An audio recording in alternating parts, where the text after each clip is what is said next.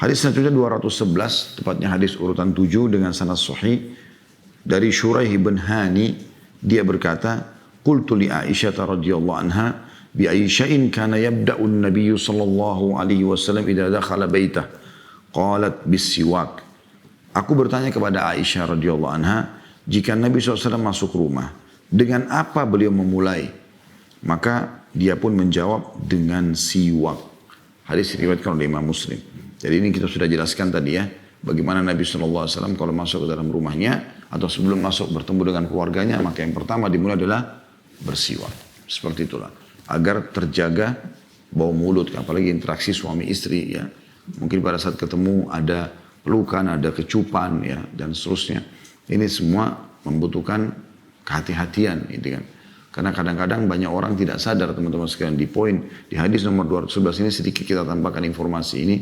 Banyak orang tidak sadar pasangannya menjauh karena bau.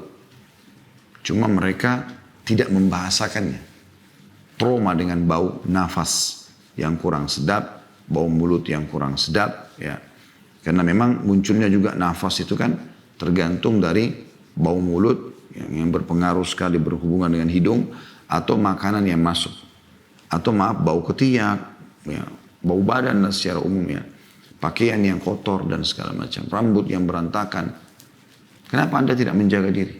Kenapa Anda tidak merawatnya? Kenapa tidak coba suami istri itu saling memberikan yang terbaik.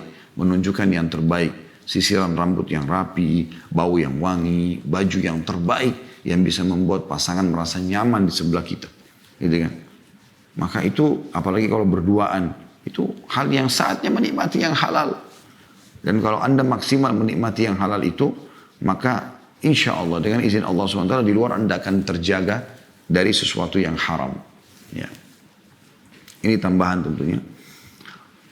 Kemudian hadis nomor 212, tepatnya hadis nomor 8 dari pasal kita Sahih di Ghairi dari Ibnu Abbas radhiyallahu anhu, dia berkata, "Kana Rasulullah sallallahu alaihi wasallam yusalli bil laili rak'atain, thumma yansarifu fayastak." Rasulullah SAW salat malam 2 rakaat. Ini salat malam yang paling afdal. 2 rakaat salam, 2 rakaat salam, 2 rakaat salam, 2 rakaat salam. Itu kan. Lalu witirnya 2 rakaat salam, kemudian 1 rakaat. Kemudian beliau beranjak lalu bersiwak. Hadis diriwayatkan Ibnu Majah dan An-Nasai dan rawi-rawinya semuanya thiqah atau terpercaya. Dari hadis ini teman-teman ada tambahan di sini. Ada tambahan informasi atau pelajaran yang bisa kita ambil, yaitu bagaimana Nabi alaihi salatu wassalam kalau sholat malam itu 2 rakaat. Walaupun dalam beberapa riwayat disebutkan tentang tata cara sholat malam Nabi SAW. Beliau pernah 2 rakaat.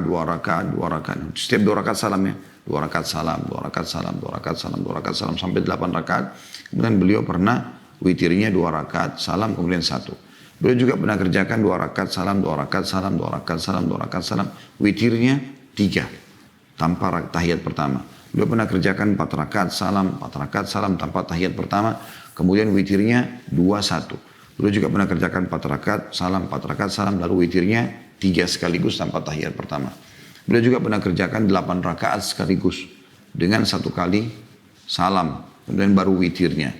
2-1. Bisa pernah juga 3 sekaligus. Beliau juga pernah kerjakan ya, sholat 9 rakaat. Ya, dengan witirnya 1, 8 rakaat sholat malam dengan witirnya 1. Beliau pernah kerjakan 11 rakaat ya, sekaligus, dan ini banyak sekali tata cara sholat malam Nabi SAW, tapi tetap lebih afdal sholat 2 rakaat. Dan dari hadits ini juga sebagian ulama mengatakan sholat malam tidak dipatok khusus 11 rakaat. Ini sebagian pendapat ya, karena Nabi SAW mengatakan dalam hadits yang lain, sholatul lail mathna atau qiyamul lail mathna. Salat malam atau mendirikan salat di malam hari itu adalah 2 rakaat tanpa ada batasnya. Makanya Umar bin Khattab lalu pernah mengerjakan sampai ya 23 rakaat seperti itulah. Ya, dan kita tahu sampai sekarang di Masjid Haram Mekah dan Masjid Nabawi Madinah Ramadan 23 rakaat. Di akhir Ramadan lebih dari itu. 20 rakaat salat tarawih tanpa witir 10 terakhir Ramadan. Malam harinya ya tepatnya jam setengah satuan, ya jam 1 malam, itu biasanya diadakan qiyamul lail antara 11 rakaat sampai 13 rakaat. Kalau kita gabungkan antara tarawih yang 20 dengan sholat malam yang 11 atau 13, kita temukan 31 atau 33 rakaat. Ya. Ini pelajaran tambahan. Kemudian juga yang berhubungan dengan siwak adalah kemudian beliau beranjak lalu bersiwak. Dan ini memberikan pelajaran tambahan juga kepada kita dari yang sebelumnya. Ternyata siwak bukan hanya pada saat mau wudhu dan pada saat mau sholat. Tapi selepas sholat pun orang atau Nabi SAW bersiwak. Ya. Karena mungkin akan interaksi dengan orang-orang. Seperti itulah. 3 hadis yang terakhir teman-teman sekalian. 213 tepatnya hadis 9. Sahih li ghairihi dari Ibnu Abbas radhiyallahu anhu dari Nabi SAW. Beliau bersabda, laqad umirtu bis-siwaki hatta dhanantu annahu sayanzilu alayya fihi Qur'anun aw wahyu. Sungguh aku diperintahkan, kata Nabi SAW, agar bersiwak. Sampai aku mengira akan diturunkan kepadaku Al-Quran atau wahyu tentang siwak itu. Diriwayatkan oleh Abu Ya'la dan Ahmad. Dan ada lafaz ya, dari Imam Ahmad. Laqad umirtu bis-siwaki hatta khashitu an yuha ilayya fihi syai'. Sungguh aku diperintahkan agar bersiwak sehingga aku khawatir akan diwahyukan sesuatu kepadaku tentangnya. Semua rawi-rawinya thiqah. Ya. Sementara di hadis 214, tepatnya hadis 10, Hasan di ghairihi, diriwayatkan juga dari Aisyah radhiyallahu anha dan Al-Bazzar dari Anas. Lafadznya yaitu Rasulullah SAW bersabda, laqad umirtu bis-siwaki hatta khashitu an adrada. Sungguh aku telah diperintahkan untuk bersiwak sehingga aku khawatir menjadi ompong. Ya. Al-adrat atau ad-darat di sini dikatakan bermakna copotnya gigi. Ya. Jadi saking seringnya disuruh untuk pakai gitu. Ya.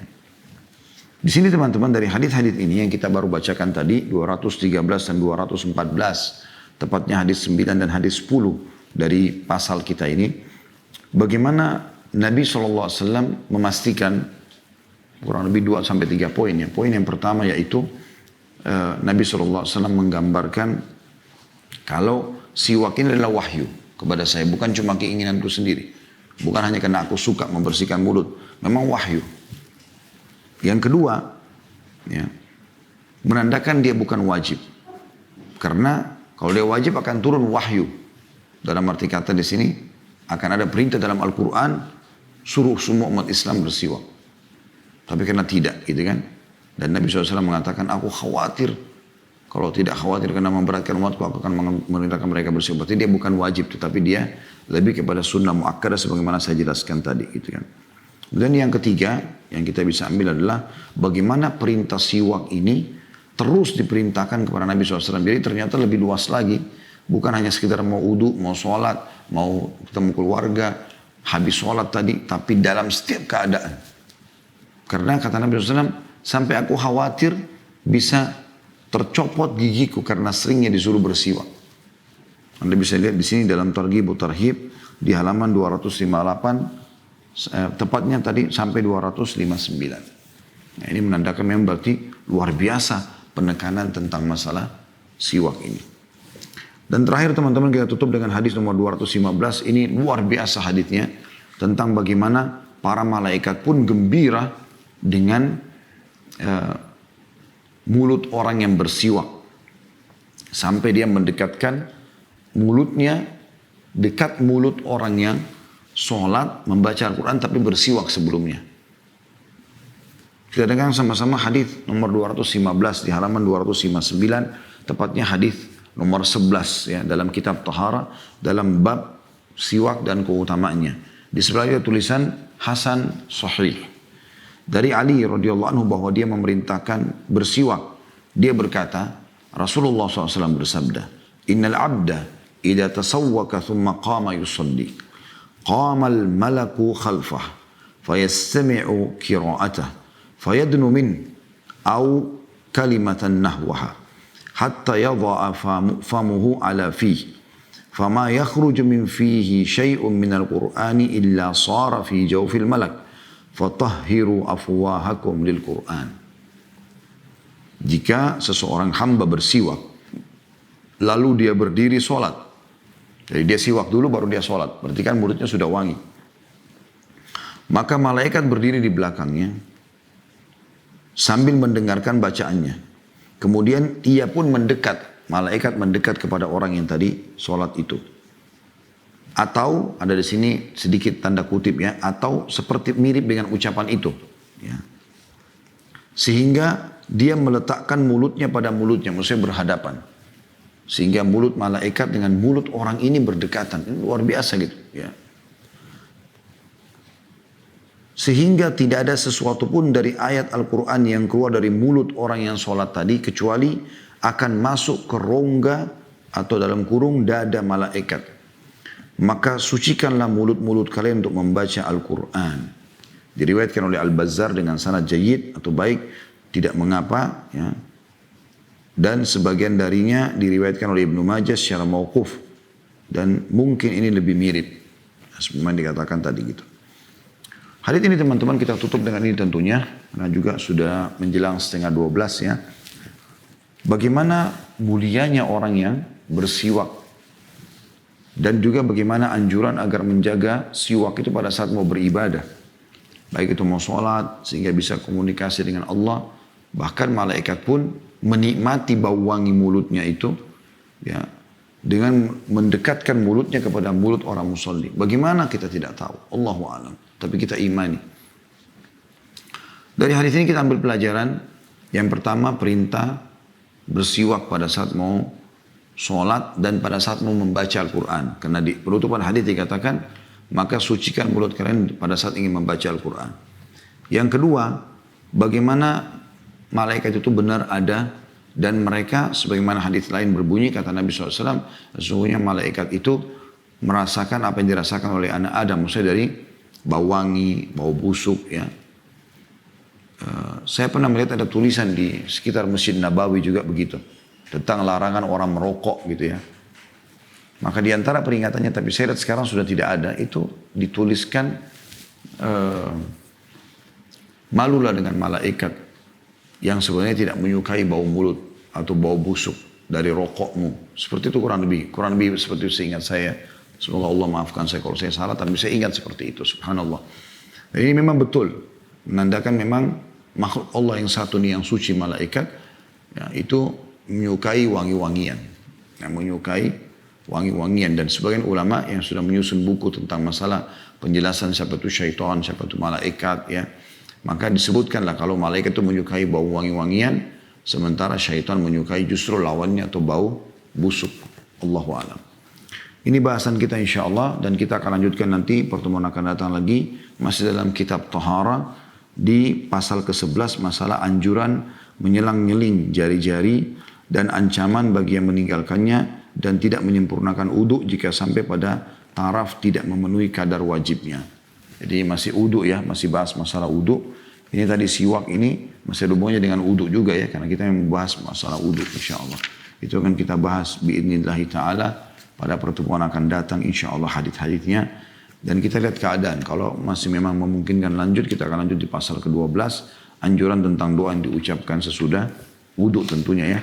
Sehingga insya Allah kita menyelesaikan 2 pasal. Tapi kalau tidak kita pelan-pelan saja. Karena saya sudah membahasakan teman-teman sekalian dari awal kita membedah buku ini. Bahwasanya kita akan coba mengambil semaksimal mungkin mutiara-mutiara ilmu yang bisa kita ambil insya Allah.